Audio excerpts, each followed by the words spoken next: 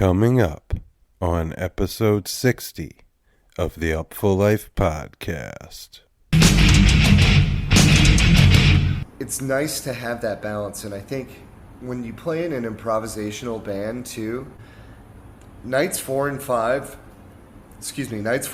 in a row are really tough.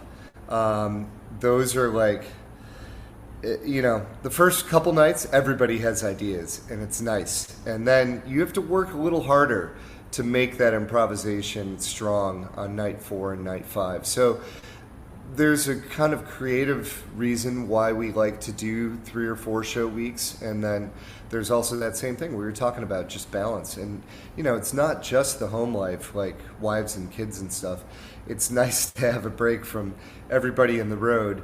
And then, the little things don't piss you off as much. And, you get a couple days off from seeing everybody. In the next run, you're happy to see everyone again. Whereas, you go out for 4 weeks in a row. By like week 3, you're like, oh man, Stacy is such a dick.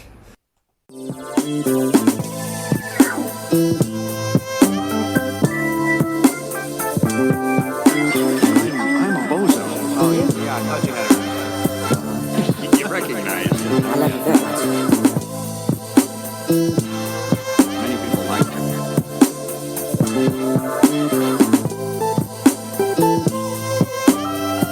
Where all the girls go. Let's drink a toast forever and ever. Let's drink a toast forever and ever.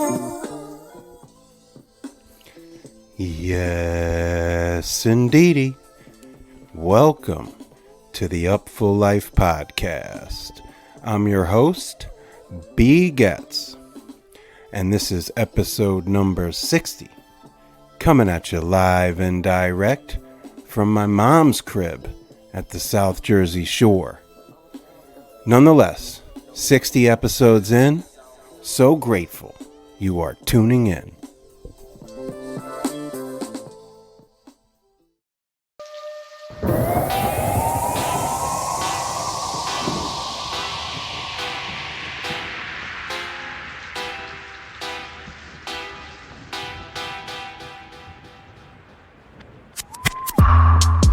Birds flying high, you know how I feel. Down in the sky. Yes. And we're back. Upful Life Podcast, episode 60. So stoked to be back speaking with y'all. Thanks for everybody who tuned in to 59 with the boys from Polyrhythmics, Ben and Jason. Everywhere I've been going lately, been getting fantastic feedback from folks in the music communities. Was out at Sacred Rose in Chicago, followed that up in Park City, Utah at the Park City Song Summit. And now I'm back on the East Coast, riding waves at my mom's at the South Jersey Shore. Brooklyn Comes Alive is tomorrow when I'm recording this, so by the time you hear it, it'll have already happened. I want to thank everybody, like I said, who has given feedback or let me know how the podcast is landing with them. When I was in Park City, I was lucky to get a couple great pods on tape while I was there, and there was a good buzz about the Upful Life pod on the scene. And the same could be said for Sacred Rose, which had a bit of an ill-fated ending, but to be honest, it was still a worthwhile experience. And shout out to Berg and the whole team that, fought through tremendous adversity, lots of bad luck, bad weather, kind of a disappointing turnout. And still delivered, the best of their abilities given the hand they were dealt. And, I didn't really appreciate a lot of the shit talking I saw online and in the music circles, especially from people who didn't attend, because you know what, those situations are really difficult, and Sacred Rose staff and team was reacting on the fly all weekend long to problems, situations, sound bleed, deficiencies of certain services, etc., which is more than you could say for most festivals as far as responding on the fly. So I appreciated the opportunity to get out there and enjoyed myself. And I also wanted to shout out Ben Anderson, future guest on this podcast and founder of the Park City Song Summit. They rolled out the red carpet for all of us to come out there and enjoy ourselves. And I should have a feature article online on or just after when this podcast drops. Park City Song Summit. It'll be on Live for Live Music and upfullife.com. Like just about everything that I write, you can find in one or both of those places. And of course, you can get all the things that I'm putting down on upfullife.com. I appreciate everybody who has rate and reviewed. As I've said time and time again, it really goes a long way with those pesky algorithms, sending us new listeners, giving us a little profile. So we appreciate everybody that's rate and reviewed the pod. Please do so if you have the time or are so inclined. Such an important part of getting out there, getting up, getting out. And if you want to talk to me directly, you can hit me up by the email, b.gets@upfullife.com. Send me whatever you're thinking, whatever you're feeling, whatever you think I need to know, suggestions, constructive criticisms, and the like. I'm happy to hear it. I'm grateful to hear it. And I really appreciate everybody, that sends a note. And with that, I think we'll get into episode number 60.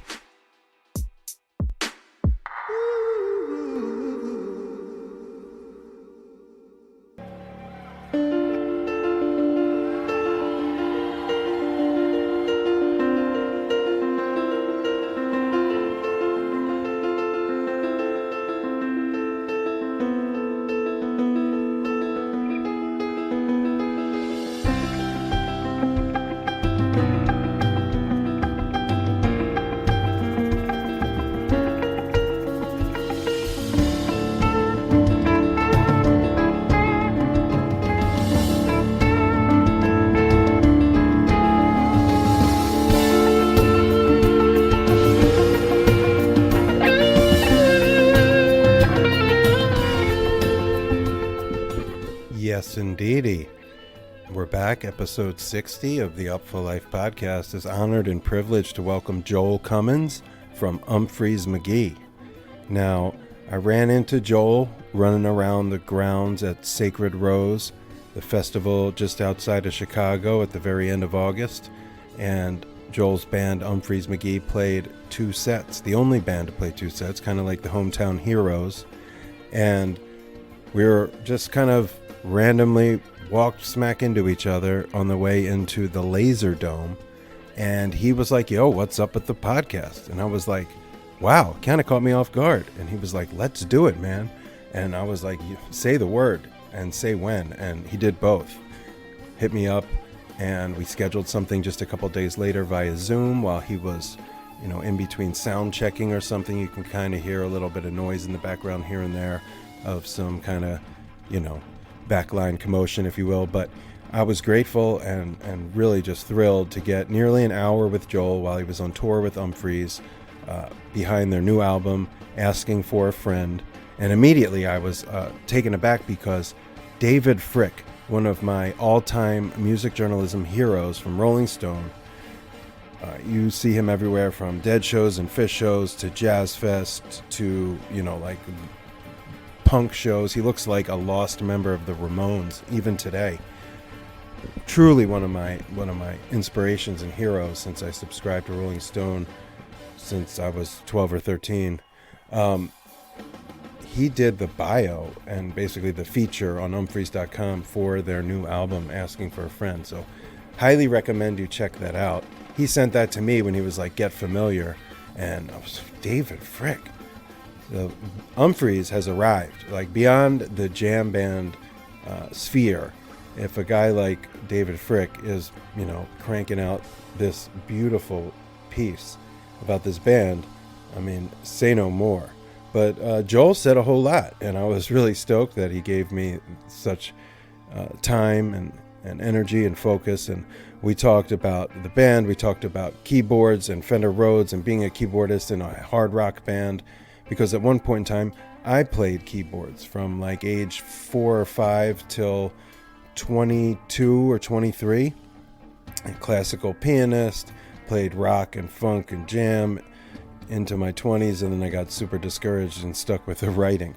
But I'm always hip to what keyboardists are doing, and this was an opportunity to get the scoop on what makes Joel tick, from the classical stuff to the Rhodes to the funk to his role in Umphrey's McGee. And we hear about not only just the new album, but their habits on the road, how they route tours, some interpersonal dynamics. We talk a little Steely Dan. It's a great chat. So even though I'm not that familiar with Umphrey's McGee music, even I have seen them a number of times in different festivals, and even in Philadelphia at the TLA the night Dimebag was murdered, but I'm not intimately familiar with the music like I am so many of the cats that are kind enough to come on this show.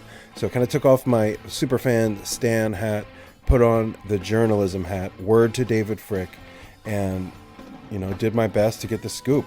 So I have two more things I want to add. One is I want to shout out and give thanks to some freaks who learned me up a little bit for this opportunity, namely Ali out there in Brooklyn, my man Josh Rain Davis, I'm not even sure where he's from, somewhere on the East Coast, Virginia or something, and Johnny G and the La Special Boys, and we talk a little La Special in the conversation with Joel, but those cats made sure I had the ammo I needed for this conversation with Joel Cummins. My first interaction with Joel takes me back over a decade, down at the Jazz Fest in New Orleans, and I'd had a late night / early morning like we always do about that time of year down there, and I was uptown trying to get to the fairgrounds, pre-Uber, pre-Lyft, just probably 1:30 in the afternoon, working on about 100 minutes sleep, maybe 3 hours tops, and trying to get my way down to the fairgrounds. Now, it was hard to get a cab in those days at that time, especially uptown. Calling, oftentimes they left you hanging. Trying to hail one, it was just a shot in the dark. So after about 20 minutes in the hot NOLA sun, I saw this minivan cab come across a few lanes of traffic, swerve up and swoop in and scoop me up. Door, sliding minivan door swings open. You going to the fairgrounds? Yes, I am. Get in. And that voice was none other than Joel Cummins. And I was wearing a Bear Creek shirt, and Joel's band, Umphrey's McGee, was on the back of my Bear Creek shirt, and it was like, what up? And I knew who he was, and the rest is history. And it's not like we're close buddies or anything, but I've always kind of remembered him for that. And we shoot the shit on Twitter every now and again, and when I see him, it's all love. And I gotta be honest, I'm impressed with the new Umphrey's album, Asking for a Friend. It's a very mature, very evolved sound, and then I got a dose of what they're about in 2022 when they headlined the Saturday night, the Vegas stage at Sacred Rose, and I didn't leave. I stayed for the whole thing, and I was very entertained. So it was the fumes of that gig.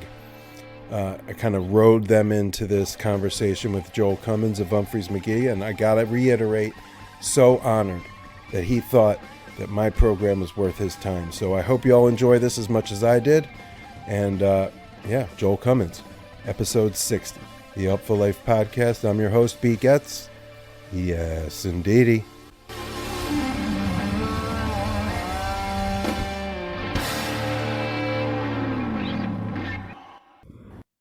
It's my honor and privilege today on this Friday afternoon to be welcome the great Joel Cummins of Umphrey's McGee to the Upful Life podcast. Thanks for coming on. What is up, B-Gats? Good to see you, man, and thank you for taking the time to spend a little time with me and talk about Umphrey's McGee. Yeah, I'm stoked, man. I just saw you last weekend at Sacred Rose, and of course, everybody knows the weather pulled the plug on that festival the last day, but you got a perfect day. Weather, the lineup was A+, and Umphrey's McGee got 2 sets in the hometown. So any reflections you want to share on your experience getting back playing in Chicago, playing Sacred Rose? One thing I've really come to appreciate since the pandemic began is how many things have to go right for the band to actually end up on stage playing in front of people. So just like you said, to have all of those elements really come together for our hometown show meant a lot. And I thought the band played really relaxed and had a good vibe, and it was fun up there. So that having a good musical experience on top of, you could feel the energy of the crowd. People were so amped, and for Saturday to go as well as it did, I mean, I was happy for us. I was also happy for Mike Berg and the producers of Sacred Rose, because I know how hard they worked to put this together. So it's also not often that we get to play with sort of the EDM video wall elements of our production, and so to have that added in there for Ben Factor, our lighting designer, I think was a really cool thing as well. I would agree, man. Visually, that whole production was just massive and incredible on the eyes. And from your perspective, are you able to react to that from behind the stage? Are you able to sort of see or feel the energy from the visual aspect and then respond musically? It's really funny, man. I saw it being used before, but I did not really have any idea what was going on with that while we were playing. And part of that is also, the lights when you're performing are usually not as much of an enhancement. There are a couple looks that Ben will get and I'll be like, okay, I can see what's going on. That's cool. And especially the backdrop stuff, right? I can see that. But yeah, I had no idea what was happening with the video walls. So watching video afterwards, I was like, holy shit, this is fucking cool. Yeah. So that was really exciting to have as well. And it's we're like halfway through this run of shows in August. We have 5 weekends of shows in a row, and this is the first really big run with our new album out too. So we've been working in new songs as well, and got to play a couple of the new ones at the fest too, which was also really fun. I think we're all super stoked about playing the new material right now. Every time I look at you, all I wanna do is turn your baby round up. You gotta see everything you wanna do, anything you wanna do. Believe me when I tell you that I wanna do. You know that I'll be alright. Everything's so well timed. You really shouldn't be so surprised.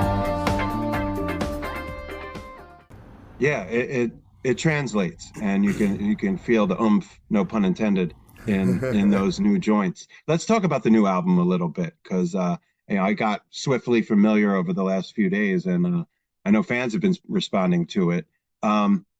Read the bio that the great David Frick wrote for you, which is an honor in itself, and it talks a little bit about how this is the album is basically a baby born of the pandemic. So I'm curious how the pandemic and this album, the writing process, the creative process, and the songs, how does that reflect that period of time in everybody's lives? Yeah, we started recording with Ryan Hewitt in Nashville at Blackbird Studios in September 2019.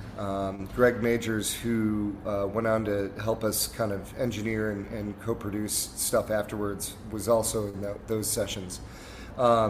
So this was an album of being pragmatic, because we were kind of limited with how we could get together. We live all over the country, and so we had to plan in advance these huge things. And so one thing that we realized that I think that we can certainly take into the future is that we because there were no real audiences allowed, we did 2 different sessions. We did one in Jake's studio, Boondock in Niles, Michigan. We did one at basically the Backline warehouse for the guys who provide all our lighting packages and stuff in outside of Chicago, and then one session at Chris's studio in his house in Nashville, and that on top of the Blackbird session. So we had 4 completely different drum sounds, because we had to do these in 4 different places. And so what we would do, we'd set it up and would do live webcasts at night. and basically play a show for the fans and then do recording on all the days.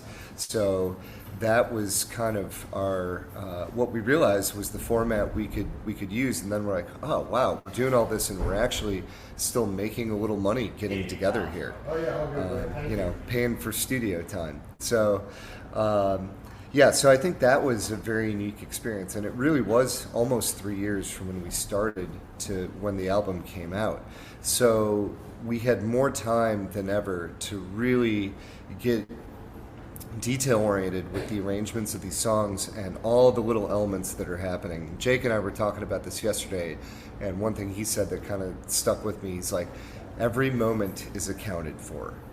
We've really thought about where every single thing fits and how all that works. So I think this album, as far as song construction, we have some proggier albums, we have some kind of heavier albums, and this one is almost like edging into the dream pop world, where there's a lot of it's also got a little bit, it's like 10% yacht rock too.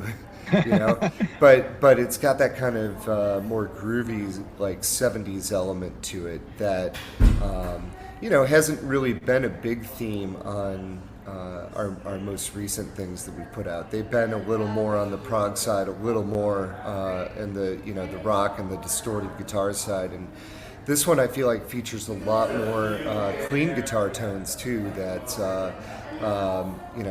Jake has a couple solos and pure saturation. That riff is just so nice. The trade thing that we do on it's not your fault, where Jake kind of has this beautiful pastoral tone. I just love that.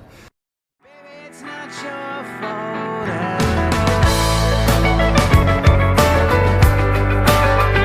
Maybe it's not your fault. Maybe it's not your fault at all.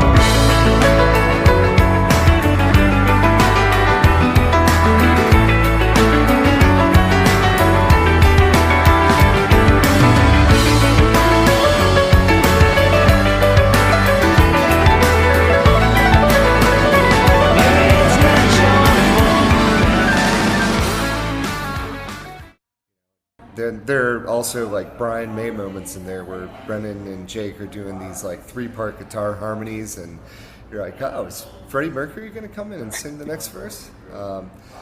So we've been dropping singles little by little since January, and been working the songs into the rotation. I think we've got about 9 or 10 of them now, and we're practicing the final ones now to try to get them all in there. But it's certainly fun to have, these are songs we've never played before live, so it's 14 brand new songs to add to the live catalog, which is a really nice injection of material for us. I would notice the songcraft. That was really what hit me first, was the sort of distilled nature of the ideas. Like you said, you do a lot of prog stuff in the past, a lot of elaborate stuff with time changes and different parts, and very proggy and jazz influence, and you got to pay a lot of attention. And I found myself more lost in the songs. There's some alt country vibes, some folk vibes, like you mentioned. There's a dream pop element, and a lot of the songs are distilled, focused, and shorter than a lot of people might have come to expect from the previous dozen or so 13 albums. Was that a conscientious intention? And where does that dream pop, songcraft, alt country, where are you drawing that from? Either influential or in life experience? Because it's a very mature record. Yeah, it definitely feels like that. I mean, and to frame it a little bit with your previous question, having all of these elements of the pandemic happening around us while we were doing that, you can hear that in a lot of the lyrical content. But some of these lyrics were even written before the pandemic, and they kind of, I don't know, there's some things thematically that I think, as we were picking the songs that we were going to use for this, that we felt like, okay, these really fit together. So, we're kind of known for being a stylistically disparate band who is hitting on a lot of different things here and there. And I think you have a little bit of that going on for sure. I mean, there's a couple songs that have more of an electronic element, Small Strides and a Scapegoat. A couple that are a little more, I feel like, in sort of the Police Radiohead vibe with I Don't Know What I Want. So there's still a lot of stylistic variety here, but there are also a lot of themes that feel like they're more related to me that really tie this group of songs together. So I think that that's something that we were going for, and the other part of we really like to think of this as an album, and we spent a lot of time working on the sequencing and trying to get it right so that it felt like it would flow, because 14 songs is a lot of songs. We actually tried to pare it down to 10 or 11, and nobody had the same favorite or least favorite songs in the band.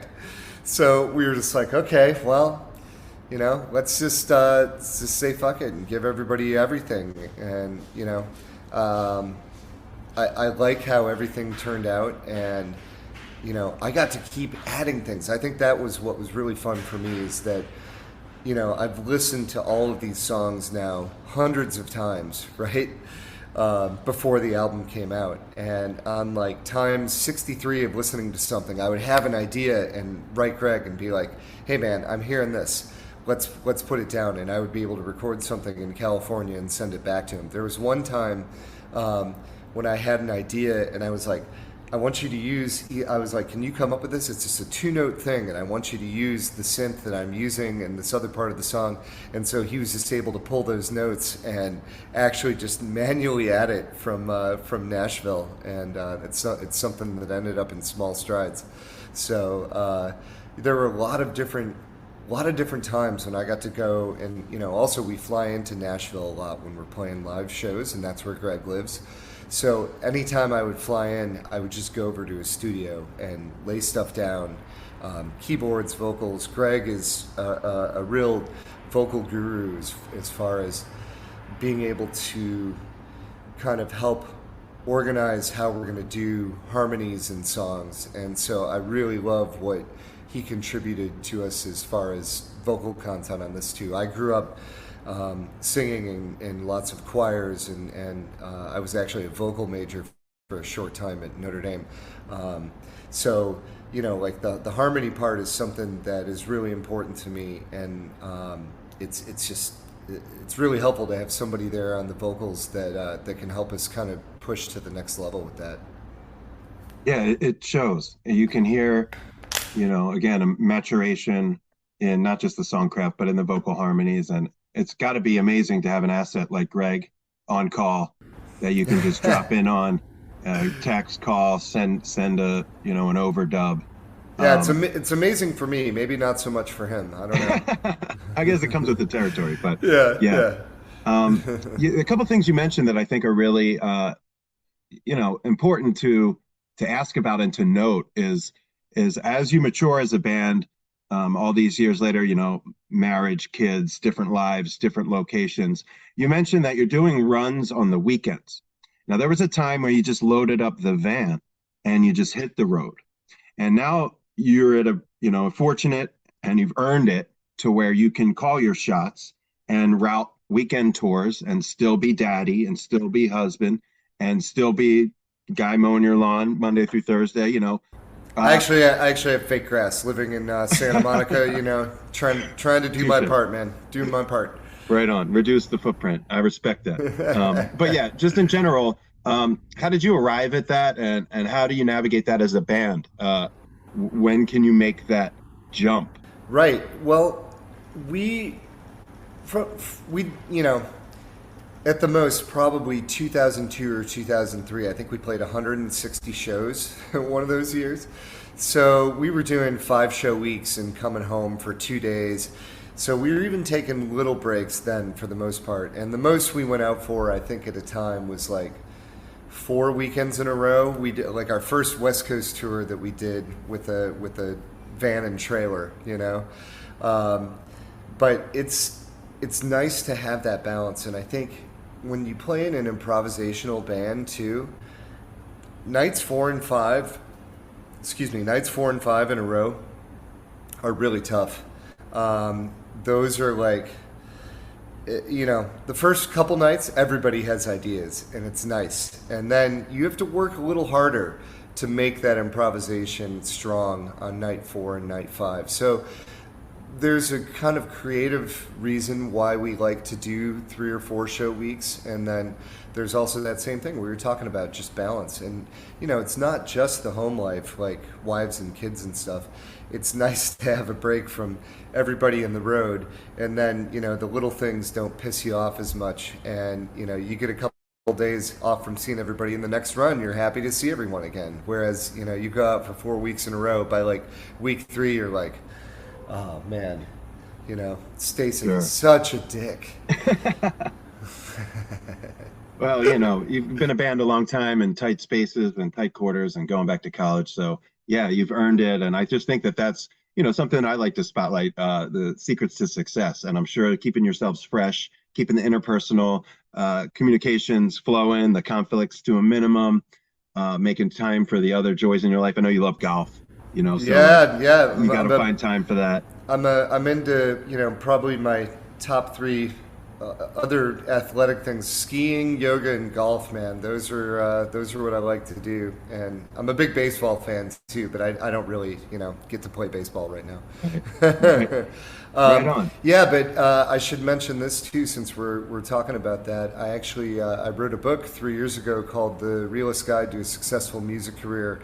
My co-author Matt DeCourcy, who is a previous author, released a bunch of books, works in the music business for a bunch of years, but is really an entrepreneur and kind of jack of all trades. And so we got a bunch of other musicians involved and talked to them about their experiences, basically trying to help a young musician avoid the pitfalls of the music industry. It's just so hard to figure out how to be successful and also have the time and the energy for your own creativity and to continue that.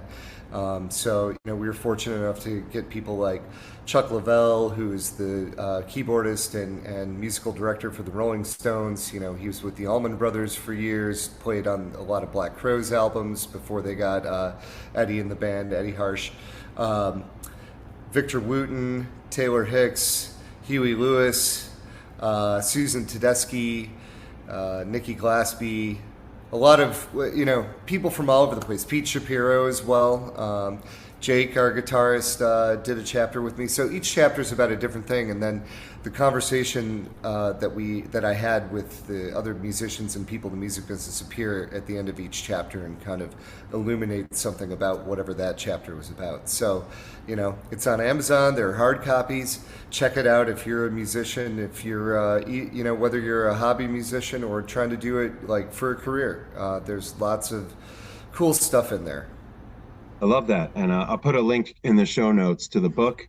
And yeah, that sounds awesome. And it's really, it says a lot about Joel the guy, that you take your life experiences as a musician and the good and the bad and make it available to others so that they can make choices or maybe not some of the same mistakes that these other musicians, in addition to yourself, have made through sharing their story. And I think it's important, people get to know the musicians. That's why I do the pod. We like to hear about the bands and the music, but also the individual. So I played piano for most of my youth into my 20s, and then I got into writing and kind of got discouraged by how great everybody else was. So I wanted to ask some keyboard stuff, if that's cool. Yeah, let's do it. Tell me about your passion for the Fender Rhodes, because I actually asked some of my Umphrey's freaks, in my circle, there's some stuff to ask about, and a couple came back from different people, and the biggest one was Fender Rhodes. Like, when did you fall in love with it? What was maybe some of the records or the players, and how do you find space for the Rhodes in the Umphrey sound? Man, what a great question, and I don't think anybody's ever asked me this before, so this is fun to talk about. Yeah, I grew up, let me just frame it a little bit. I grew up as, studying acoustic piano, and, I did classical, I did some jazz, and then all the other genres, kind of dabbling and stuff, and obviously improvisation and songwriting, things like that. So I didn't really discovered the Fender Rhodes and like it until I want to say like I heard Miles Davis, Bitches Brew, and In a Silent Way, and I discovered those albums as like a sophomore in college, and I finally heard the Rhodes in a different way. I feel like before I kind of heard it more growing up in the late 70s and early 80s. It was kind of this, it was a little bit cheesy. It was a little bit, you know, and so I didn't know the Herbie stuff yet, you know?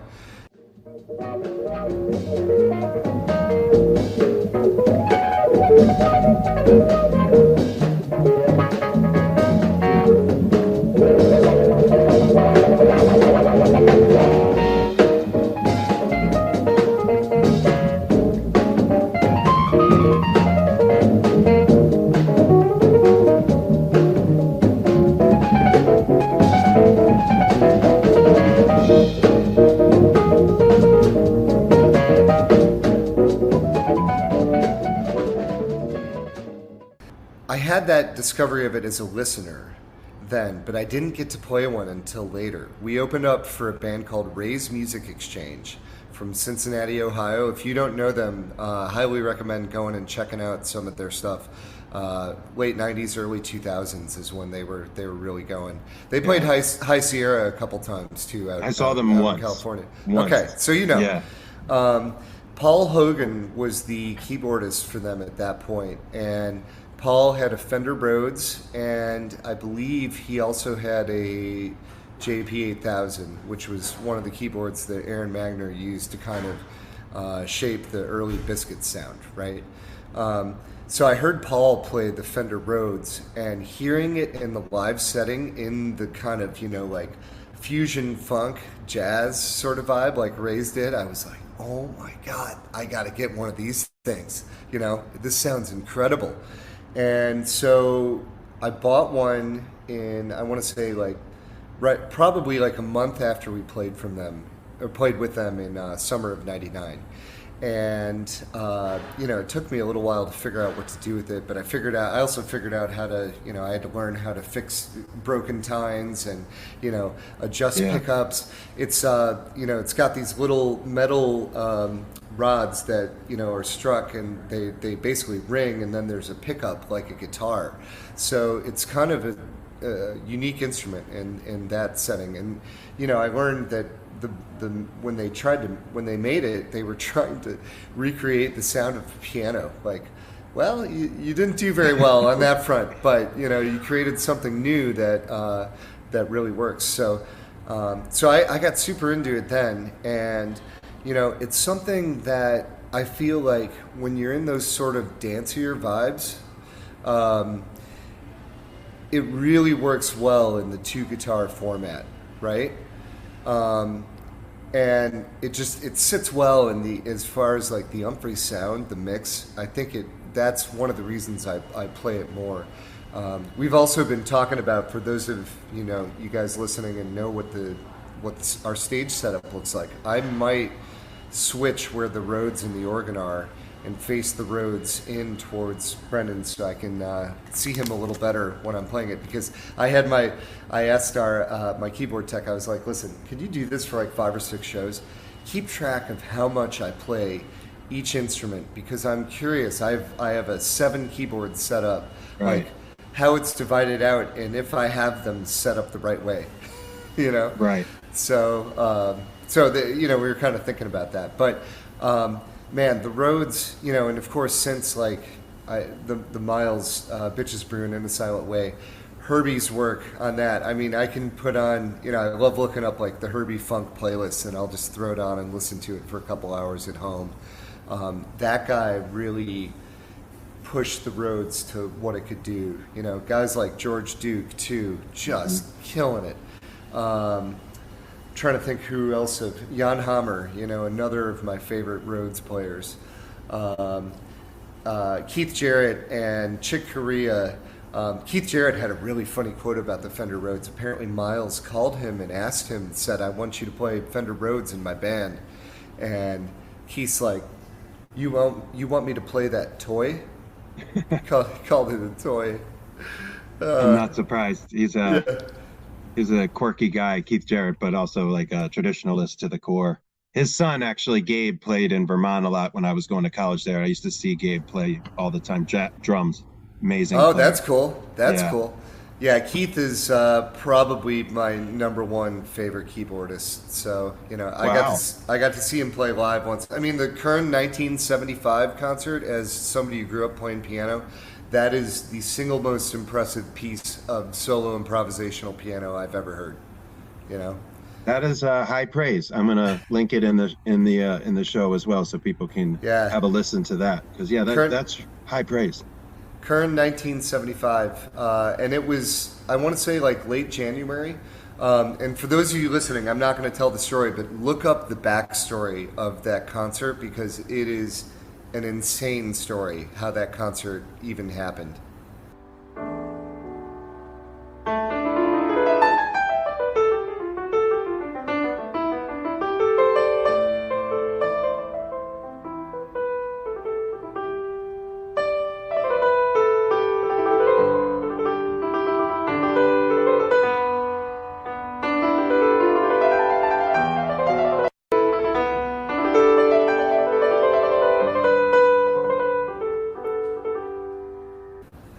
So hold on. Yeah, A little more my bad. Fender Rhodes. I want to Yeah, talk please more do. about Fender Rhodes. The Rhodes to me it's almost my go-to instrument with Umphrey's, because I feel like it can be a nice percussive thing that fits in with a groove, and maybe I'll come up with something kind of repetitive. It also works really well if I jump on what Ryan's playing on bass and I can kind of flesh out some chords with him like that. I love doing that with him. And it's also a cool, I have a Mogerfoger delay pedal on it, and so I can set it up so it has this sort of, it's got this nice pitch wave going that's a little less than a half tone, than a half step.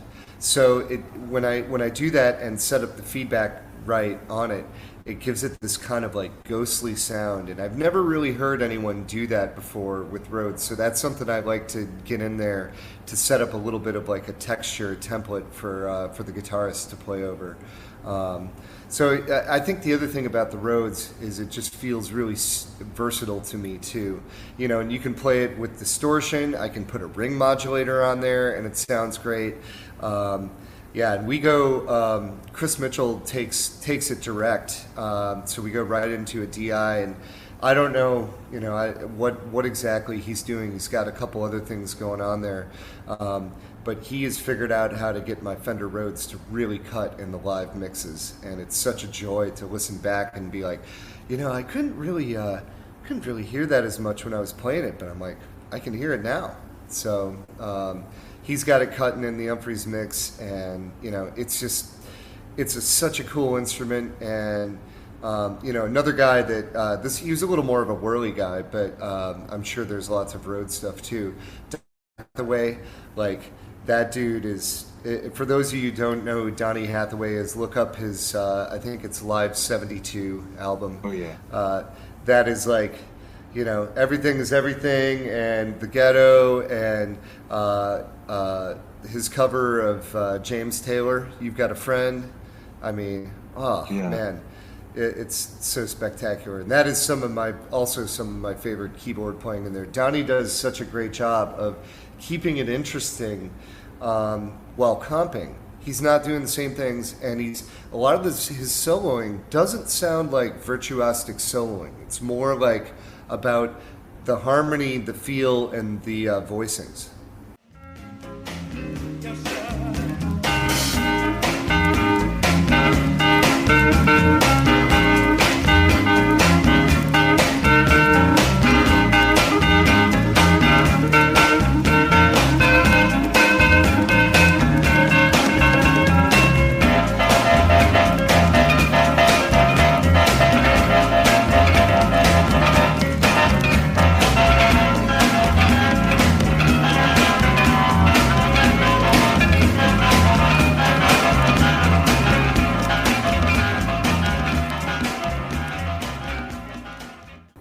Yeah, so that's something that I definitely try to take from him as well. really thinking about voicing as a keyboard player. I think it's so important, especially playing with two guitar players. I have the opportunity to kind of shape the chords and the voicings when they're playing, double leads or stuff like that. So that's something that, that extends beyond the Rhodes. I do that on, the B3, the piano, the Rhodes, all of them. Yeah. I think the Rhodes is particularly special with voicings. Just the way you or anybody, but you in particular, you can layer the chords in a way that's a very unique sound on the Rhodes with the texture. I wouldn't have thought of it as a versatile instrument. I'm sure Keith Jarrett didn't think versatile when he called it a toy. But between the pedals and everything, all the advancements in the playing and sonics, it has become quite versatile. And I think you're a great example of that. And you referenced a lot of the influences on the Rhodes, across the spectrum from the 70s up into the current. Ray's Music Exchange, great signpost too, man. I haven't heard that name in a long time, but yeah, I remember seeing them on festival lineups. And but with regard to influences, I hear and read you talk a lot about classical music, and again, some of the fans told me to ask about your passion for Debussy, and just like classical music in general. I'm a classically trained pianist. That's where I started, and the first 12 years of my playing was strictly classical. Oh man, I didn't know that about you. Yeah, that's cool. It's kind of in the distant past, but I still have a great appreciation for a lot of it, Grieg, Rachmaninoff, etc. But I want to hear about your passion for classical, your relationship to that music, and where does that influence you as an artist? So there are a lot of ways that I could take this for sure. I grew up loving that music, but I feel like I found my favorite composer with Claude Debussy, and he's a French composer. There's a great compilation.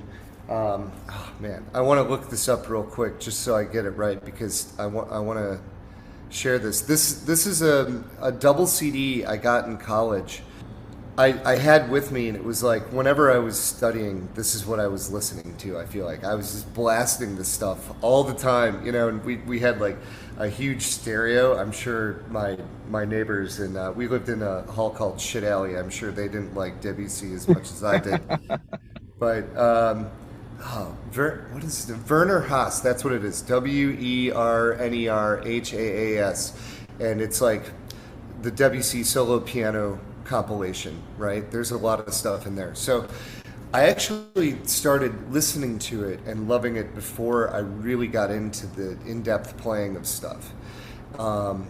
And the thing that I loved about him, he got kicked out of musical conservatory because he didn't want to go by the rules of like the scales and all this. He was like, that's bullshit. I don't need that, And so there's a lot of super interesting melodic and harmonic content where you just constantly hear things that surprise you, right? Oh, I didn't expect it to go there. And then he comes up with these, amazingly arranged, intense harmonies. And, he's got you can hear his Frenchness in him, it's so French.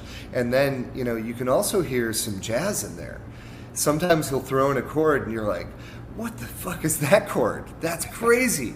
And so, I particularly, I guess, during the pandemic, I actually finally had time to work on a lot of more difficult pieces that I'd wanted to do. It's just, when you're out on the road playing with Umphrey's McGee, I'm working on that music, right? And that was where my heart is and where my soul is. And so when we had this little break, I'm like, well, this is my chance. Let's do all these hard pieces that I've wanted to play. So I learned a couple things from the Image book, Hommage à Rameau.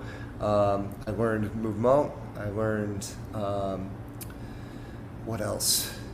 Girl with the Flaxen Hair. Oh, here's a kind of fun little side note too. So Mark Brownstein and Alicia Carlin started Lively for a lot of musicians in our scene to do lessons, and Stasik came up with the idea, despite him being a dick 3 weeks on the road, came up with the idea of us doing hangs with fans, and so that was something we did like every couple weeks, and so I got into, and then also the live streams too. We were doing private concerts. I mean, it was an amazing way to stay connected. I was about 3 weeks into the pandemic of everything being canceled, and I was like probably really depressed for the first time in my life. And Mark reached out and was like, we have this idea, and it took his convincing to get me to do it, because I just thought, like, there's no way you can actually teach over Zoom. I'm Right. like, I need to be there. I need to see people's hands. I need to get the whole vibe. And so he convinced me that we could do it. And I ended up finding the student who was a 14-year-old kid, son of a good friend of mine, and only wanted to work on classical music and had done tons of Beethoven and Mozart. And I mean, this guy is like, he's a better pianist than me, Wow. And so I got to introduce him to the music of Debussy and all this other stuff, and he just like went nuts for it and loved it. And so that really also got to, it gave me another reason to like, okay, I got to dive deeper into this music so that I had to learn these pieces ahead of teaching him how to play them, right? Right. Yeah, so that added a really cool, another little element to that. But doing the the solo streams over the pandemic also gave me a great opportunity to play the stuff for people where I'd never really had the chance to do that with Umphrey. So I feel like I got to work on my my technique a lot through that as well. Definitely. I love the lively thing, and I've been paying attention to that and seeing a lot of artists doing that. I think that was a really productive and probably like just really enjoyable way to pass the time during the pandemic. All right, picking it up from where we left off, man, I really appreciate the breakdown of the classical influence. And can you say the composer's name again? I mispronounced it. I want to make sure I got it right. I mean, I'm not sure I'm pronouncing it exactly correctly either, but Claude Debussy, and it's spelled Debussy. Got it. Yeah. Got it. Yeah, so highly recommend checking it out. Probably my favorite, my favorite, let me make sure I get this right too. Okay, so my favorite of all the solo piano Debussy stuff is the Pour le Piano Suite. And I can play two of the three parts of it. I can play the prelude and the middle movement. The last part I can't quite do yet, but it is insane and awesome. So check that out.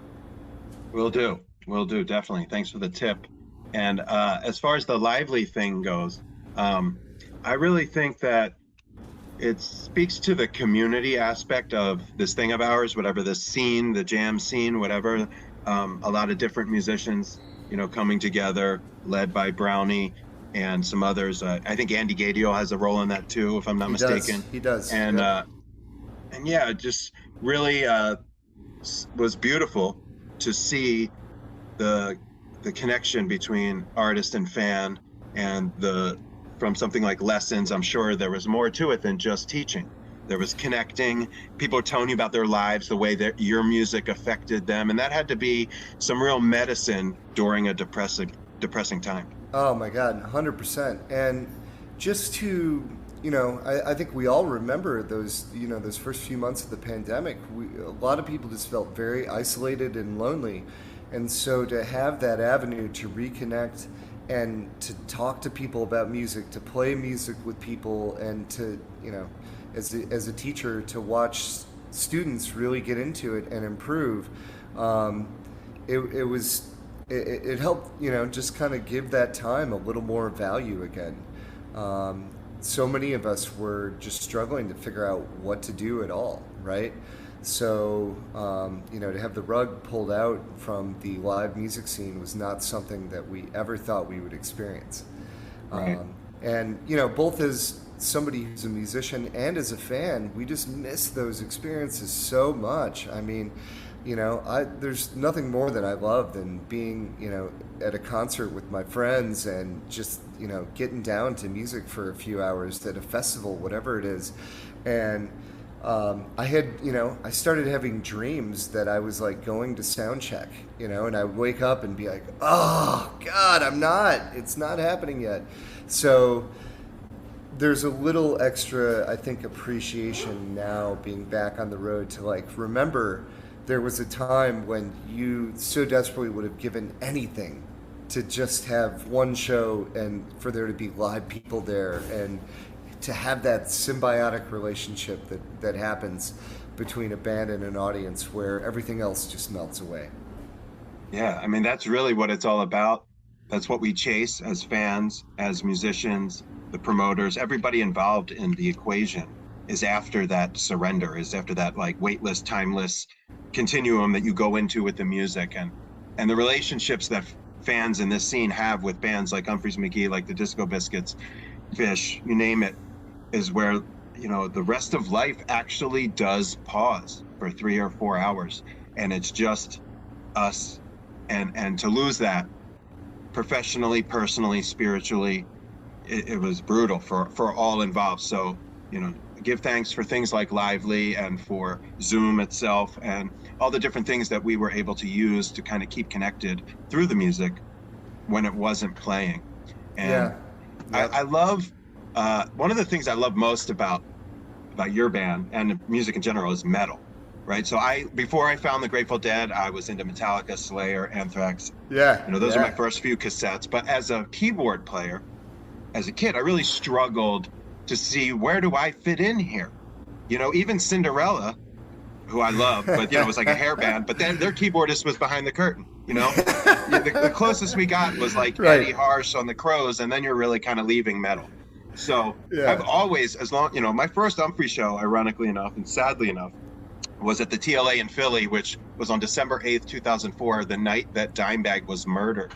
Oh God. And I remember my buddy worked at the venue, so I got to come backstage a bit and saw you guys receiving the news or in the aftermath of it. I remember it well. Some of y'all were playing cards. Paul was cast over the whole vibe. It should have been a really celebratory big show in Philly early in your career. Yeah, right. And if I remember correctly, I think you opened with Cowboys from Hell the next night after that.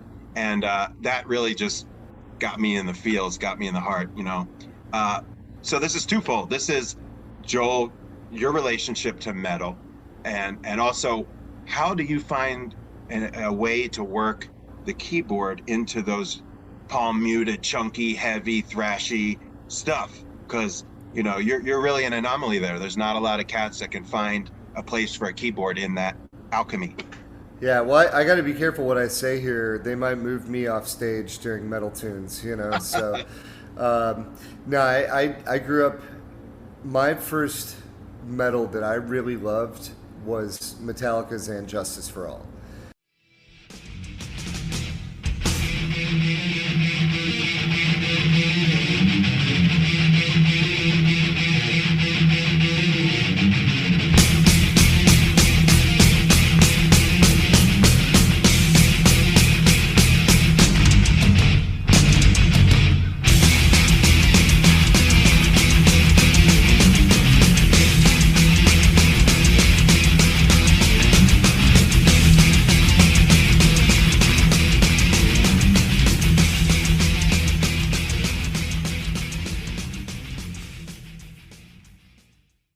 So I heard the composition in that, and I think that's what really got to me, because I was like, oh, this isn't just like, I don't know, what's a Georgia Satellites, it's like, it's 12-bar blues. No, this is like some intense stuff, right? Pretty proggy. Pretty proggy.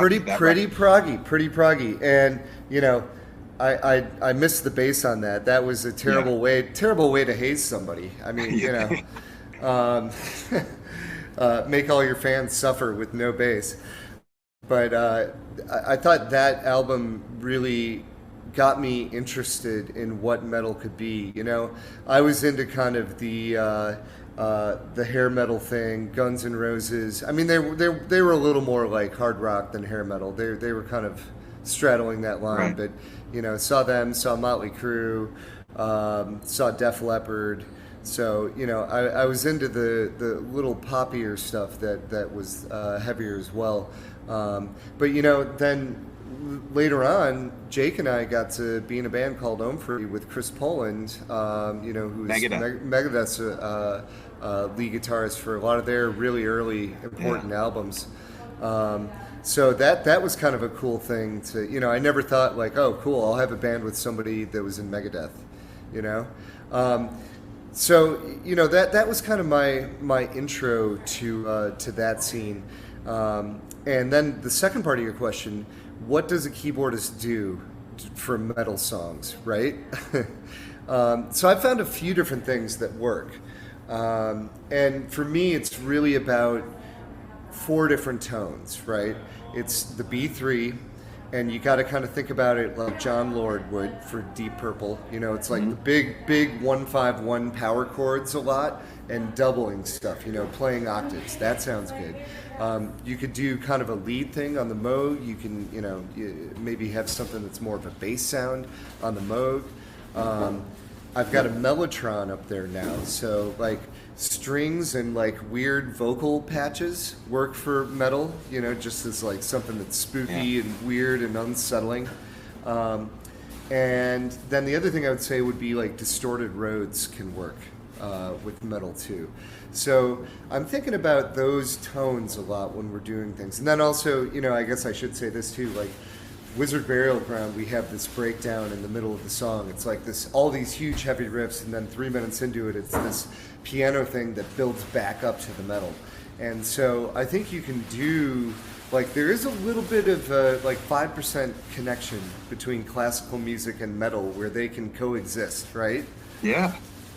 Yeah, there are some bands that embrace that, even like Sabotage, really grandiose classical Hall of the Mountain King stuff. Yeah, totally. And even more in the hard rock area, like Muse, like Matthew Bellamy's got this classical piano thing that he can work into these, the power trio stuff. I love that. So I think there are spots to do it. I think the main thing that you want to avoid is having stuff that like sticks out too badly.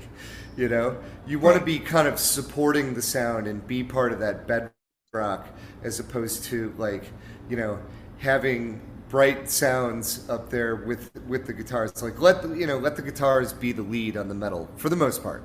Right. Yeah. So you find a space and it works. I really took note of it the other night at Sacred Rose, just on some of the heavier songs, how you were just in there. And it reminded me of my youth, how I really just struggled. There was a disconnect. I did not understand. I was a metalhead and there was no place for me in this. And you have sort of rewired that engine in a way. And it's remarkable. Thanks, man. Well, again, so going back to what I was saying before, so much of it is about those voicings. And with metal, it's keeping it simple. Yeah, right. Yep. Yeah, definitely. And speaking on the heavy tip and sort of lineage-wise, one of my favorite young bands is La Special, who I've gotten hip to over the past couple years. And you guys took them out and they got their first Red Rocks experience, and Rory jammed with you guys. And so I'm just curious, how did they get on your radar? Who in Umphrey's spotted La Special, and what are your thoughts on those guys? So my thoughts on those guys, terrible band. It wasn't me. I didn't want them to open for us. No, but Chris definitely put him on the radar for us. He was sitting in with them and was like, oh man, they're these guys, you got to check them out. And so I definitely listened to them for the first time because of Chris. And I think Chris probably got Vince into them as well. So Vince was all about them. He's like, man, these guys have a unique sound. They've got a really cool production, and so we had them out, and of course they're fantastic people too, and that's kind of what puts it over the top for us. When we're trying to pick opening acts, we want somebody who gets our vibe and is also coming in and not bringing drama or weird energy, and so I think La Special has a really cool sound, and they kind of have figured out how to mix that heaviness with the dancier vibe. And so it's cool to see, and there's certainly moments where I'm like, oh yeah, this could be like an Umphrey's groove here for sure. But they have no doubt, also created their own path, and I love to see it. And I'm so happy that Chris introduced them to me, and that they got to play with us this year. Yeah, the influence is palpable. I mean, you can see it and you can hear it. but at the same time, they really, much like yourselves years ago, they're embracing influences and carving their own path with them instead of just parroting what they love. And I think that that's, you know, that's a delicate balance, but when it's done right, it's amazing. And I think there's a lineage there.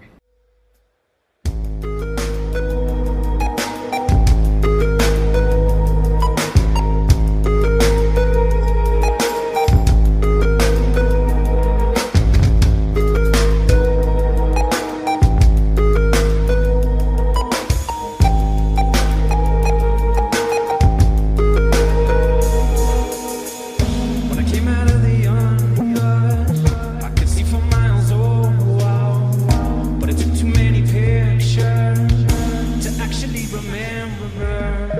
There's something I cannot expel, the feeling that we're being washed. We got in full of silicone. Look at what the devil's gone.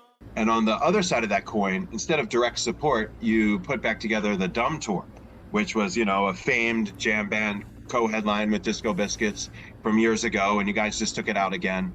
What's the difference there when you're you know, flip-flopping headlining and you're playing with peers as opposed to bringing out upstarts as direct support? Right. Well, when we have direct support, usually we're still doing a 2-set show, and when we're co-headlining with the Biscuits, each band just gets 1 set. So you really have to pack everything in, and there's no second chance. There's no warm-up time. You got to dive in and make it happen. So I think there's a very healthy and you know, kind of friendly competition vibe with that as well, to really push each other. And you know, the fact that we've all been friends now for over 20 years just makes it a little more fun. And you know, it's super relaxed out there too, which is nice. And you know, everybody's going out there trying to crush. And you know, back in the day, we would play with the Biscuits, and it was like, yeah, let's steal the Biscuits fans. I got to get a little Brownie voice in here, you know. Brownie, you know, we would talk to him about wanting to do Umphrey shows with him, and he would be like, Umphrey's can play with the Biscuits as long as the Biscuits get 2 sets. You know, that was a big deal back in the day. So you know, the fact that they're okay now, just doing the 1-set thing. It's really fun to be able to do that. And obviously, so many years of holidays that we've done together. That event is incredibly near and dear to my heart. That's where I met my wife. I'll give you one more Browning quote about that, because you know, Dasha, my wife, was a Fish fan first, and then definitely a Biscuits fan second. She was not a fan of Umphrey's. She had seen us at Bonnaroo, but like, you know, she hadn't made any effort to come see a show or anything. And so, you know, Brownie told me, he's like, you know, Joel, all of us knew Dasha would end up with somebody, but nobody thought it would be you. You do a good mark, for real. Thank you. Yeah, Thank you. I mean, you know, I've spent a lot of time around him. You know, it's been fun. I bet, and that's funny. Yeah, love that guy. Love that guy. Yeah, man, I appreciate all the time and reflections. I'd love to, you know, do this every so often with artists. So if you're feeling the vibe, I would love to do it again down the road. We could do more ancient history. We could do more future. I always ask a last question related to music that's not yours. Like, what are you into? What do you listen to now? But I'm going to ask you something direct. Okay. What's your favorite Steely Dan record and why? Okay. This is probably a popular answer, but I'm going to go with Asia. I'm assuming I can't name their live album. You can name whatever you want. Okay. Well, you know, the tour they did the '93 one with Wayne Krantz and Dennis Chambers. Yeah. That shit is insane. So you know, that's the one that I probably go back and listen to the most. But I love spinning the Asia vinyl. Yeah. And that one, to me, has the best, it's the most complete front to back, that you're like, oh, there's no bad songs on this one. And, you know, whatever they were doing back then, their vinyl sounds better than like 99% of everything else, you know? So I just love to crank that shit up. And, Asia's the choice. Got it. Yeah, I can't knock Asia. I love Asia. You know, it depends on the day you ask me. Some days it'll be Asia. Some days it's Royal Scam. Occasionally Katie lied, but that's the trifecta. But it's hard to beat Asia. It's pretty much perfection from the first needle drop. No doubt. Yeah, man. I think, that being said, I think Kid Charlemagne is my favorite all-around track by the Dan. So It's yeah, amazing. we played it a couple times, and I know one time we like jammed out that last section, and I just love that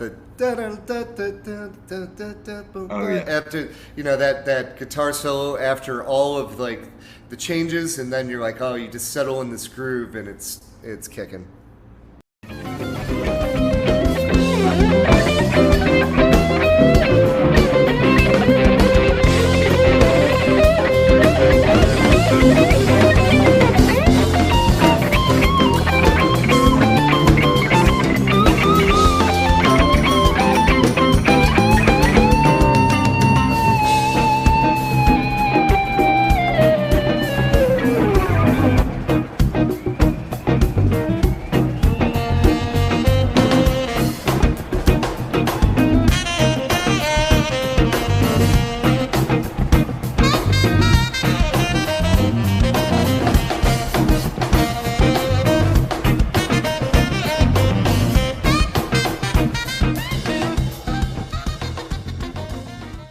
Love it, man. I hope I get to see some Umphreys do Steely someday. You're on the road, so give me some of the dates in the near future. And then later this month, we'll be in Richmond, Virginia at Maymont Park. I think that's the 29th.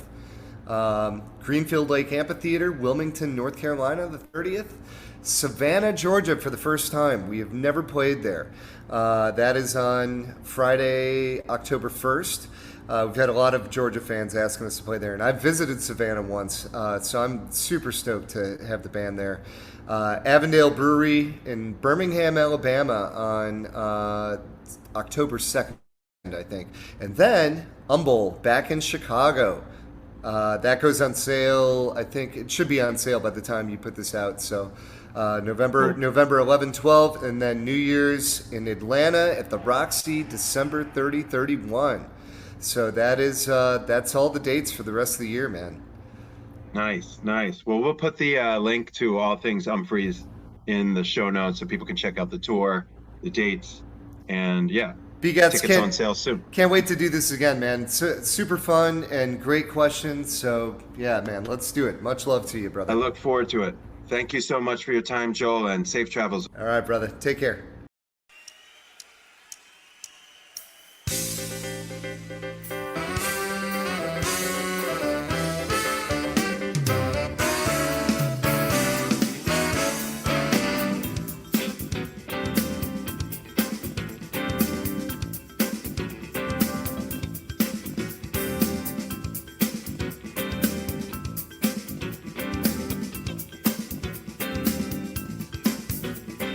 Cool, daring, no flies on me. Sorry, angel, must take what I see. Green, I remember. All right. Want to say thank you and offer my gratitude to Joel Cummins for stopping by the Upful Life podcast and talking Umphrey's McGee, their new album, Asking for a Friend, and all that cool shit we got into. And I'm really just stoked to be connected with Joel, to have that humorous bit of history down there in New Orleans, and just to have this communication and open rapport. And like I said, I was really impressed with their performance at Sacred Rose. And yeah, thanks again, Joel. Make sure y'all check out Umphrey's McGee coming to a city near you. Now, like we always do about this time, the Vibe Junkie Jams. And I'm going to give you two to wrap up episode 60. Now, I figured we'd start with some Umphreys. We just talked a whole lot of Umphreys, and we really talked to the new album. And the track that really resonated with me is called So Much. Has a bit of that alt country meets REM meets dream pop, and it's only 3 minutes and 42 seconds. So it's a new arena, a new chapter for Umphrey's McGee. very mature sound. So I thought, let's play So Much from Asking for a Friend. It's the 6th track on their new album. And again, check out that David Frick piece on Humphreys.com about the new record. It's really just incredible stuff. And then we're going to wrap it up with my boys, La Special. You heard us talk about them, me and Joel, in the conversation. You've heard Johnny G on this podcast. Probably seen me rabble-rousing about them online in some capacity. And their first time playing at Red Rocks in Morrison, Colorado was opening for Umphrey's McGee earlier this summer.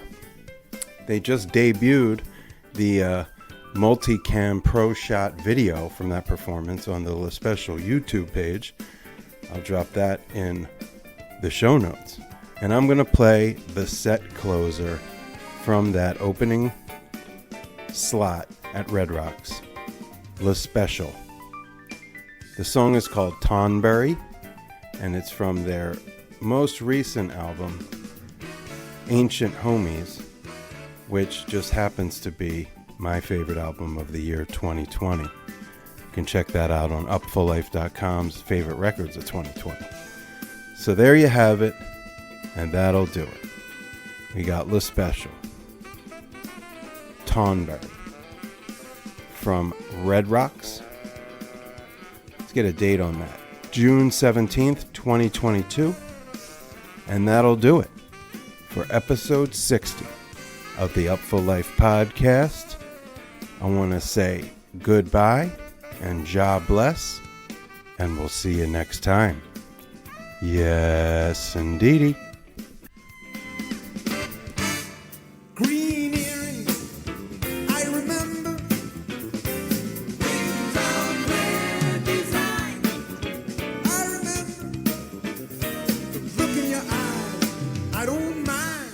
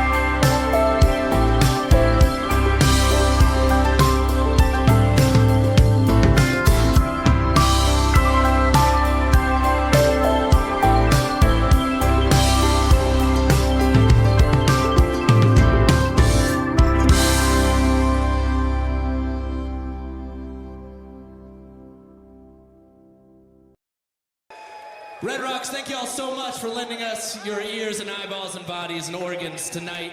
We are the special. It's been such an amazing experience. We want to shout out all the guys at Umphrey's and their whole team and management for having us out, being so supportive and amazing. And thank all of you so much. We are the special. This is our last song. This is called Tonberry.